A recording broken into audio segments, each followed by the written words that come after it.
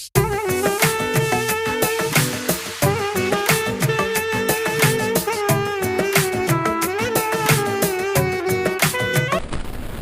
serta salam kiranya terlimpah curah atas junjungan kita Nabi besar Muhammad Rasulullah Sallallahu Alaihi Wasallam,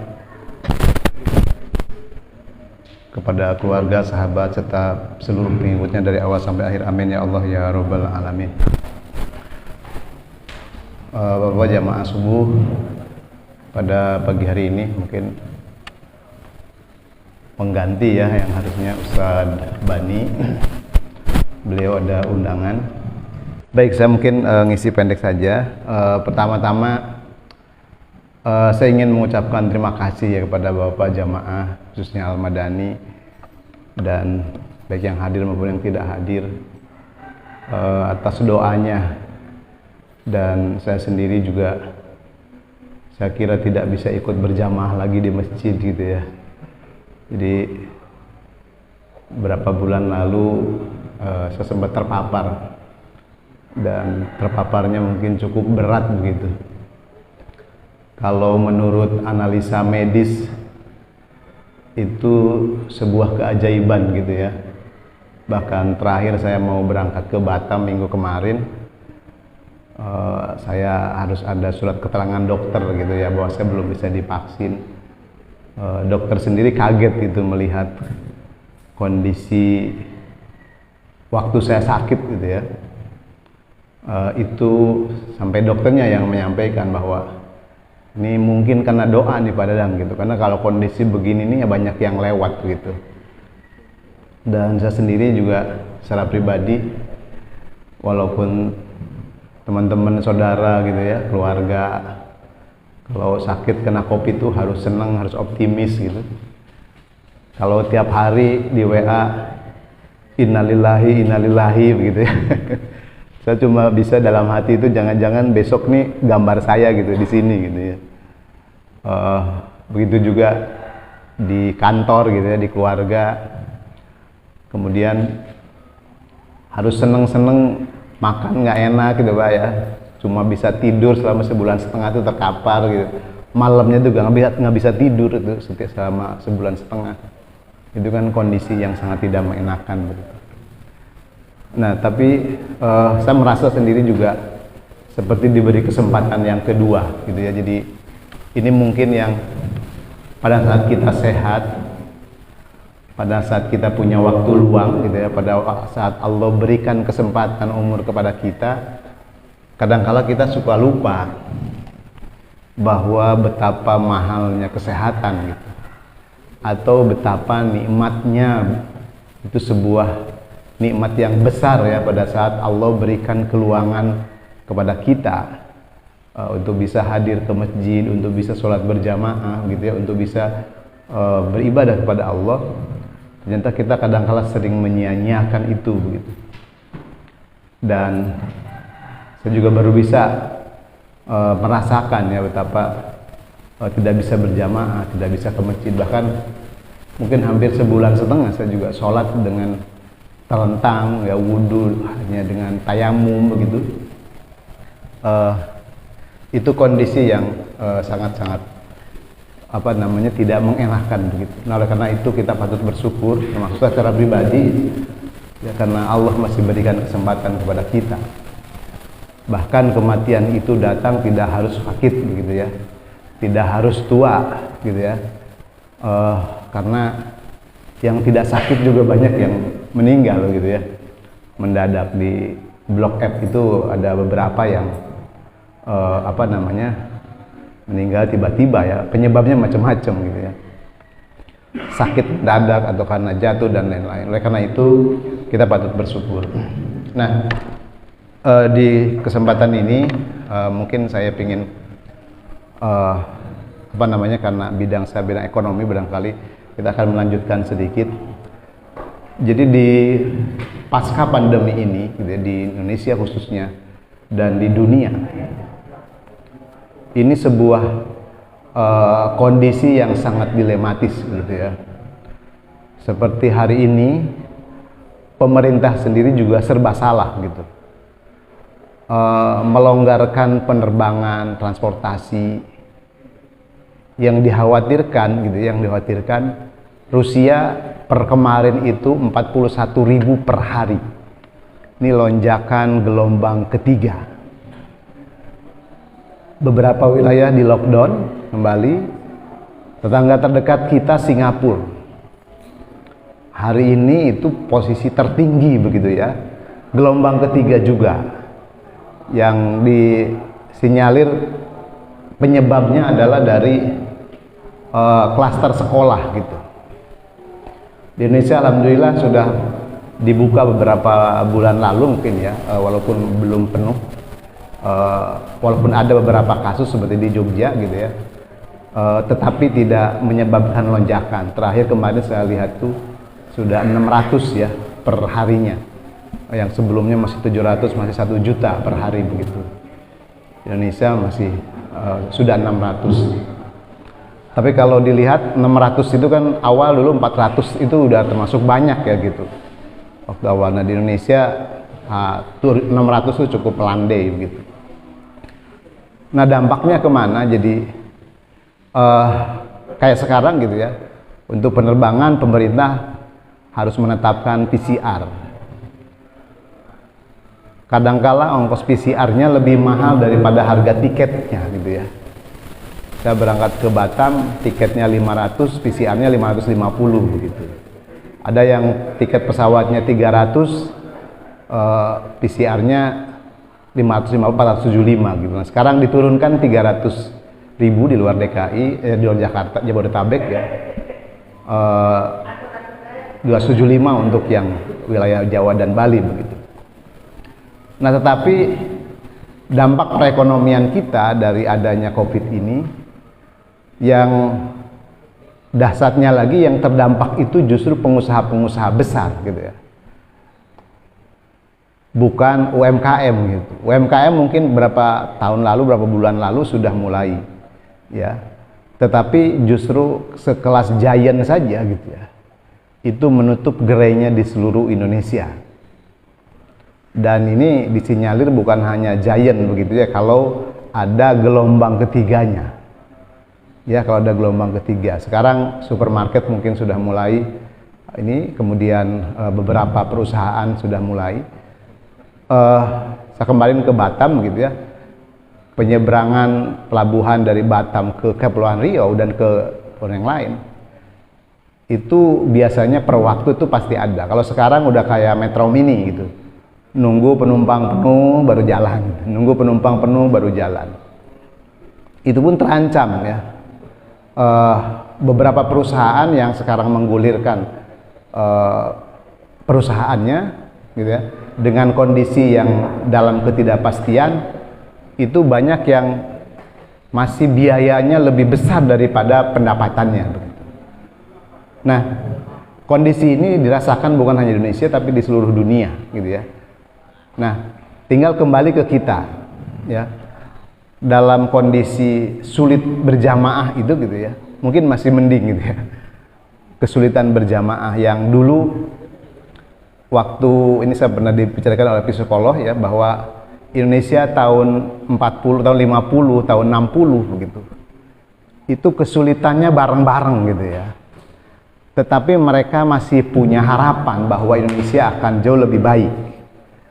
Itu satu-satunya yang membangkitkan bangsa Indonesia, karena mengalami kesulitan bersama-sama pasca kemerdekaan itu. Perekonomian kita hancur-hancuran ya, karena sumber daya alam selama 350 tahun lebih itu dikuasai oleh penjajah ya. Nah, sementara pada saat Indonesia merdeka juga tidak berhenti rongrongan ya, baik dari luar maupun dari internal ya, sampai kasus DITI dan berikutnya tahun 60-an. Nah, tetapi yang membuat mereka bisa bertahan begitu sampai hari ini, kalau menurut psikolog, karena merasakan kesulitannya bareng-bareng dari mulai pemimpin, pejabat, dan seluruh rakyatnya. Dan mereka sama-sama punya harapan ya, punya keinginan ya, punya cita-cita bahwa Indonesia pasca kemerdekaan itu akan jauh lebih baik dibanding masa penjajahan. Modal inilah yang dimiliki oleh para pendahulu kita, termasuk oleh orang tua dan nenek moyang kita mungkin ya, sehingga mereka bisa semangat menjalani hidup dalam berbagai kesulitan. Orang tua saya, nenek saya mungkin mengalami makan itu sehari 1 kali, itu juga pakai singkong, apa namanya kalau di sini ya Bu, singkongnya yang dibikin kayak nasi lah. Oyek ya kalau di Garut gitu istilahnya. Itu bukan hanya sekedar cerita. Kalau sekarang makan oyek itu bosen makan nasi gitu ya di sini gitu ya. Pada semangat tuh makan singkong yang di alamakan gitu. Nah, yang jadi masalah saat ini adalah apakah kita masih punya harapan akan lebih baik atau tidak, gitu ya. Nah, ini satu-satunya gitu ya, mungkin termasuk presiden kita Pak Wapres. Sekarang ekonomi digerakkan mulai dari masjid. Ternyata ekonomi syariah yang selama ini digadang-gadang sendiri begitu ya, di kalangan elit, gitu ya, di kalangan elit, ekonomi syariah yang tidak dijiwai dengan sebuah keimanan gitu. Bahkan teman saya meneliti apakah dampak dari transaksi ekonomi syariah di bank syariah itu menjaga makosid syariah seperti yang kemarin dibahas oleh Ustaz Ju atau tidak. Ternyata masih jauh begitu. Karena pengusaha-pengusaha sekalipun yang pengusaha syariah mentalnya tidak didasari dengan keimanan gitu. Nah, yang sekarang justru digerakkan, kemarin baru dicanangkan ya sama Pak Menteri BUMN kita tentang ekonomi masjid di Istiqlal. Ya, para pemuda-pemuda milenial dan bekerja sama dengan BUMN di seluruh Indonesia ya, di mana masjid diharapkan menjadi sumber pengembangan ekonomi umat, termasuk Komite Ekonomi Nasional Ekonomi Syariah ya, yang ketuanya sekarang para menteri ya, Pak Menek BUMN ini sebagai ketua masyarakat ekonomi syariah gitu. Kemudian Ibu Hajah Sri Mulyani ya, itu beliau ketua Ikatan Ahli Ekonomi Islam gitu. Jadi sekarang karena beliau waktu itu pakai hijab juga, beliau pakai jilbab gitu waktu dilantik sebagai ketua Ikatan Ahli Ekonomi Islam IAI ya gitu. Ini semua menggerakkan bahwa ekonomi keumatan, bahkan NU mungkin lebih dulu ya, NU. Walaupun kemarin meresmikan Universitas NU-nya dengan Buddha gitu ya, bantuan dari Buddha gitu. Tapi hampir semua elemen sekarang termasuk juga mungkin masjid lah yang menjadi satu-satunya pilar dalam menjaga pertama NKRI ya, karena dulu menyadari bahwa perjuangan Indonesia gitu ya, sebagian besar kontribusinya adalah para santri dan kiai gitu ya. Kemudian yang kedua, pesantren-pesantren ini dalam sejarah justru menjadi pelopor pendidikan di Indonesia ya, dan sampai hari ini bahkan mungkin ya satu-satunya sistem pendidikan yang ada di Indonesia yang menggabungkan. Kalau dulu saya masih pesantren, sekolahnya sekolah umum gitu ya, karena di pesantren tidak punya sekolah gitu ya, hanya pendidikan informal. Tapi hari ini justru pesantren-pesantren sudah punya SD, SMP, SMA, bahkan sudah punya perguruan tinggi. Tetapi di sisi lain, Universitas Islam Negeri ya, atau IAIN dulu gitu ya, kalau sekarang UIN, dia sudah melepaskan status keagamaannya, dia menjadi universitas umum ya, universitas umum. Justru pesantren malah dulu hanya belajar agama, sekarang mereka belajar ilmu-ilmu yang lain gitu ya. Nah, tentu pesantren basisnya adalah masjid. Tidak ada pesantren yang tidak punya masjid begitu ya. Dan tidak ada masjid yang terdiri dari jamaah gitu. Nah, kita coba meneliti ya bagaimana pengembangan ekonomi masjid. Kita dapat kajian riset ya dari Kenex ini untuk melihat bagaimana Jogokarian bisa berkembang seperti itu, gitu ya. Bagaimana Masjid Al-Falah di punyanya Muhammadiyah ya, gitu. Kemudian Salman ITB, Masjid Salman ITB, Masjid Pondok Indah, gitu ya. Dan sebenarnya banyak sejenis Jogokarian tapi tidak terekspos. Ya, kelebihan Masjid Jogokarian Jogja itu karena media gitu sebenarnya. Tapi banyak di Batam sendiri ada Masjid Jabal apa ya namanya? Jabal Rahmah kalau nggak salah ya. Punyanya Pak Menteri Abnur dulu gitu ya.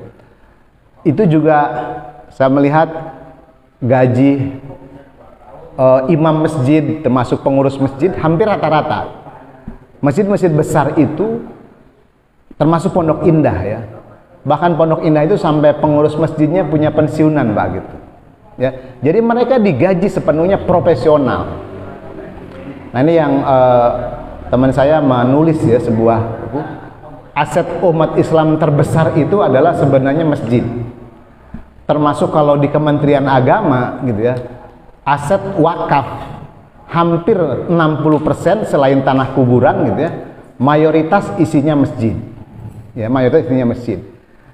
Nah, yang dia mengatakan bahwa kalau masjid ini dikelola secara baik gitu ya, secara profesional bukan sampingan gitu ya. Karena ternyata betul yang apa terjadi di Pondok Indah ya, yang terjadi di Masjid Al-Falah gitu, di Surabaya gitu ya. Kemudian beberapa masjid itu karir di masjid itu sangat menjanjikan ya. Seorang imam digajinya 10 juta gitu ya. Tentu yang hafid Quran biasanya yang mereka cari gitu ya. Kemudian secara pendapatan ya. Kalau Pondok Indah itu sekali Jumat ya. Sekali Jumat itu 40 juta. Sekali Jumat ya. Gaji Jumat itu ada 4. Berarti 40 juta ya. Waktu itu saya mungkin 2-3 tahun lalu pernah Jumatan di masjid di Cibubur ya. Masjid Cibubur, kota wisata, itu baru 25 juta sekali Jumatan ya. Panitia mengumumkan pendapatan Jumat pekan lalu. Ya faktornya memang macam-macam, misalnya lingkungannya orang kaya gitu ya. Rumah-rumah mewah, rumah-rumah pejabat begitu ya. Itu jadi salah satu faktor juga termasuk. Nah tapi yang menarik Pondok Indah itu adalah jamaahnya bukan warga di situ gitu. Jadi jamaah kajian, jamaah sholat menurut pengurus masjid itu bukan warga Pondok Indah gitu. Ya mungkin ada sebagian ya, karena memang dari perumahannya sendiri juga jauh gitu. Itu kebanyakan ya jamaah mall Pondok Indah, maka dibikinkan jembatan khusus ke situ gitu. Orang yang lewat berarti artinya kan bukan orang-orang kaya Pondok Indah menyumbang ke masjid begitu. Kalau dilihat apalagi sholat jamaah, sholat subuh, sholat Jumat gitu.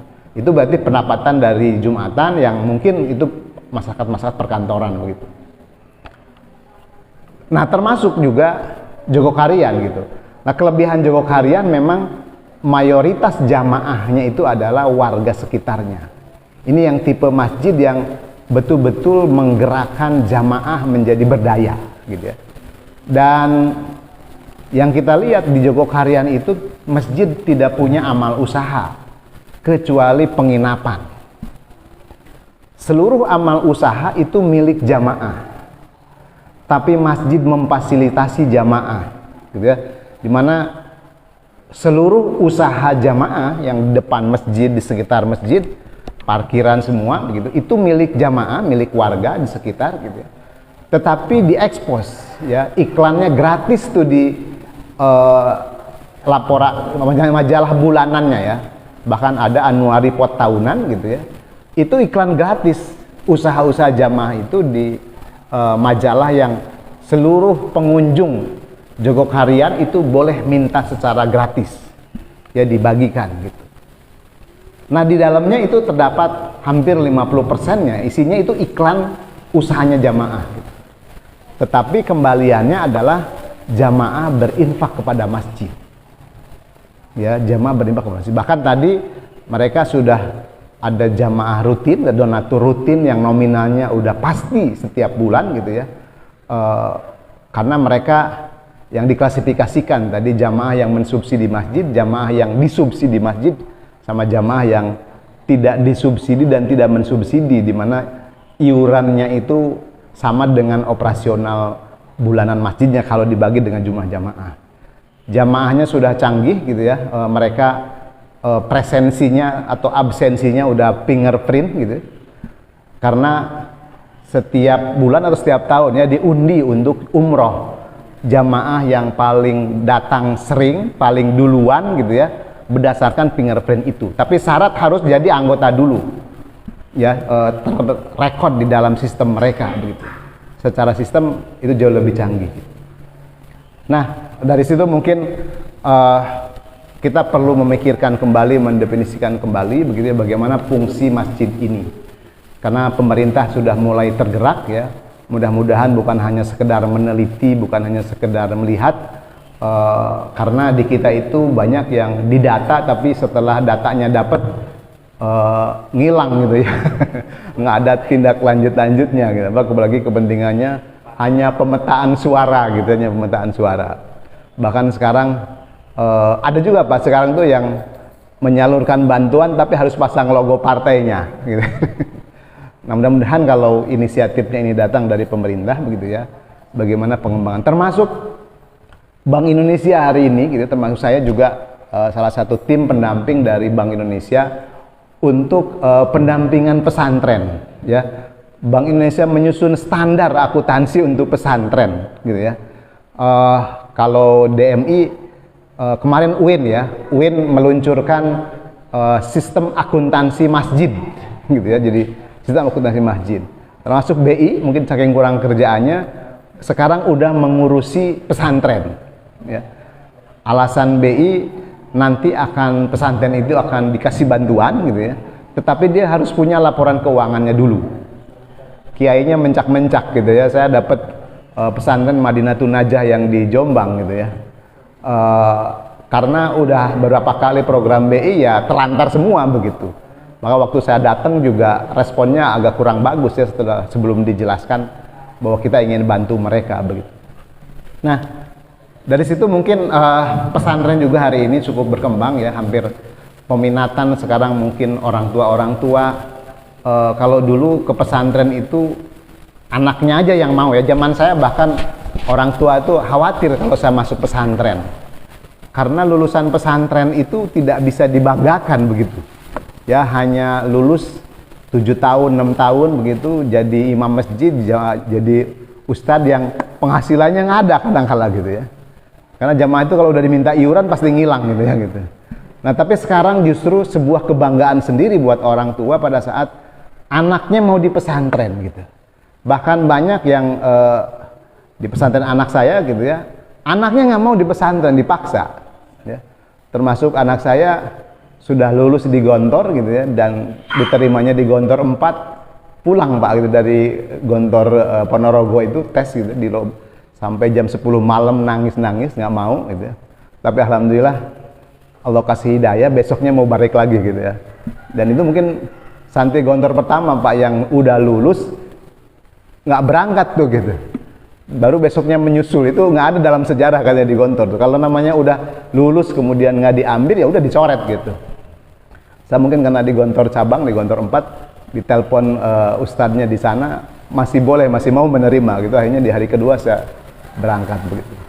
Nah, ini yang sekarang mungkin tadi malam juga kita pengurus yayasan dan BKM rapat ya, makanya tadi kesiangan Pak Jody. Habis rapat sampai jam 10 susah tidur Pak gitu, nggak bisa tidur tuh. Ya, jadi kita memikirkan bagaimana supaya masjid ini bukan hanya berfungsi sebagai tempat sholat gitu ya, tempat pengajian gitu ya. Termasuk juga kita yayasan memikirkan bagaimana inventarisir aset, supaya kalau mau mengembangkan ya harus tahu dulu kondisi seperti apa. Dan di kita sendiri juga mungkin mudah-mudahan walaupun ini sudah setengah memadai begitu, tapi banyak hal yang mungkin harus diperbaiki, harus dikembangkan. Dan kita alhamdulillah punya modal gitu ya, kita punya tanah pasosnya agak luas gitu ya di sini. Saya sendiri dengan Pak Denny, ketua yayasan, sudah ngurusin ke Pemkotnya ya, ke aset daerah, bahkan ke dinas pemukiman gitu ya, dan pertamanan. Keinginannya supaya tanah masjid ini bisa dijadikan sertifikat wakaf gitu ya.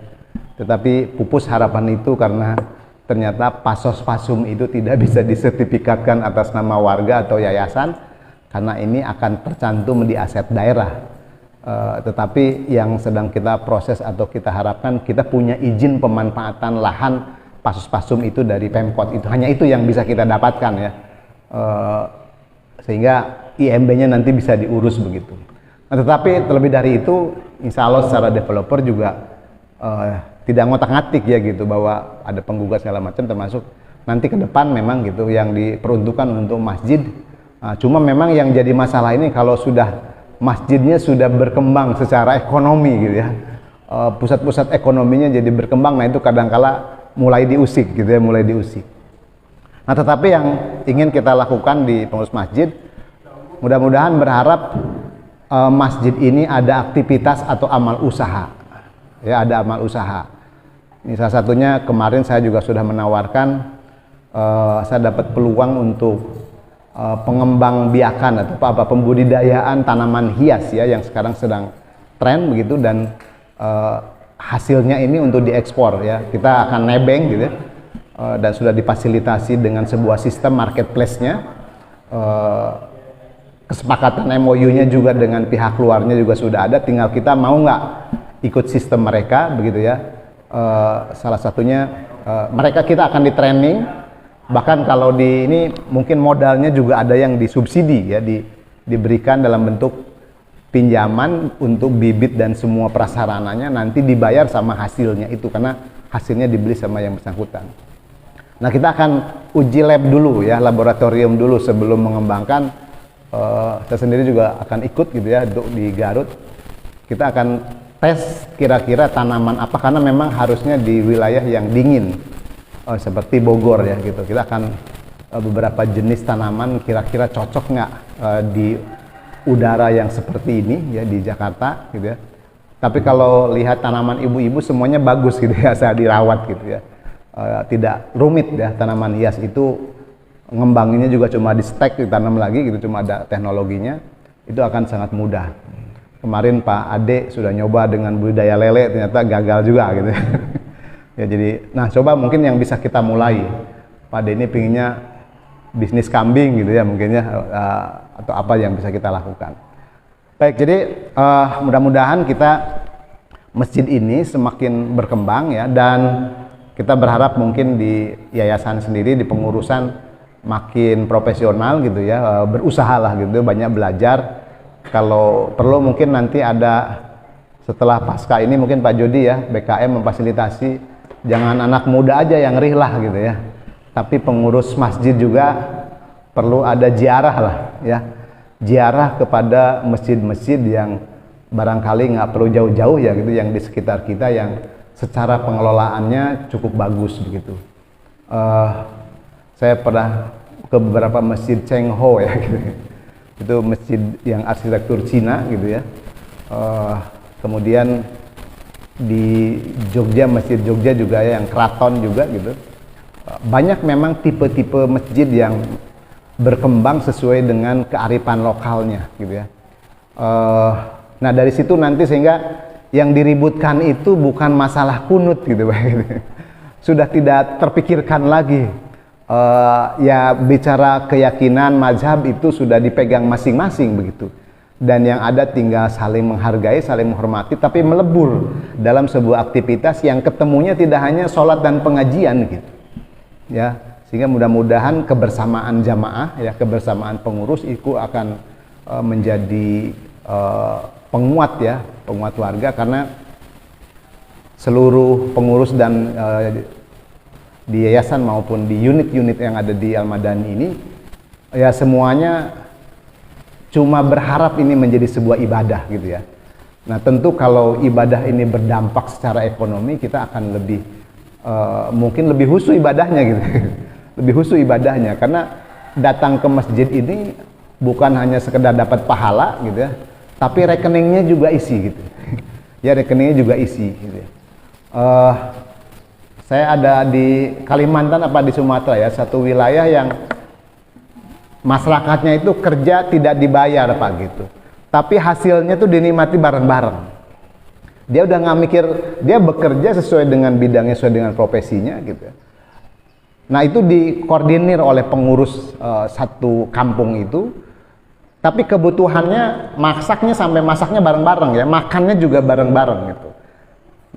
Nah cuma kelebihan dari konsumsi dia itu disetorkan, kalau kita mungkin bentuknya koperasi atau BMT gitu ya, dia dalam itu tabungan tuh, dimasukin, didistribusikan ke rekening masing-masing seluruh warga.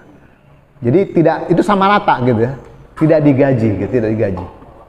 Nah mudah-mudahan mungkin apalagi di Al-Madani ini bukan hanya masjid yang keluarga muda, tapi sudah mau masuk masa pensiun begitu ya. Ada standar akuntansi wakaf, ada standar akuntansi zakat infak sedekah. Bahkan kemarin Majelis Ulama Indonesia atau Dewan Syariah Nasional baru mengeluarkan fatwa tentang koperasi syariah. Yang selama ini tuh belum ada gitu Pak.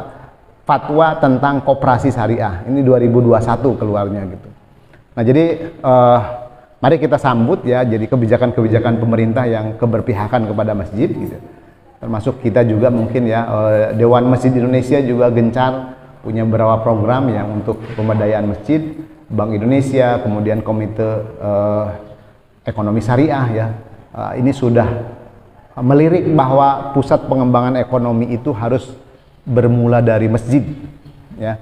Karena kalau hanya ekonominya saja yang dikembangkan, tanpa akidah, tanpa keimanannya dikembangkan, ya ujung-ujungnya bukan sebuah kesejahteraan ya. Karena kalau yang kita inginkan ini kan kesejahteraan di dunia dan kesejahteraan di akhirat ya, yang disebut dengan falah. Jadi jangan di dunia menderita masuk neraka lagi gitu, tapi kita berharap di dunianya ini sejahtera. Sejahtera bukan dalam arti banyak duit, banyak harta gitu ya, tapi kita bisa hidup tenang, bisa hidup bahagia ya. Yang disebut dengan keberkahan yang happiness gitu ya. Jadi berkah tapi bahagia, kemudian meninggalkan keturunan-keturunan yang soleh gitu ya. Tentu dipersiapkan juga secara akidah dan secara malnya ya, secara ekonomi. Sehingga nanti mungkin sarapannya lagi udah tidak pakai lagi nasi goreng atau nasi uduk gitu ya Pak Ade. Nanti pakainya tiap pagi pizza gitu Pak ya. Punyanya Pak Warman ini ya.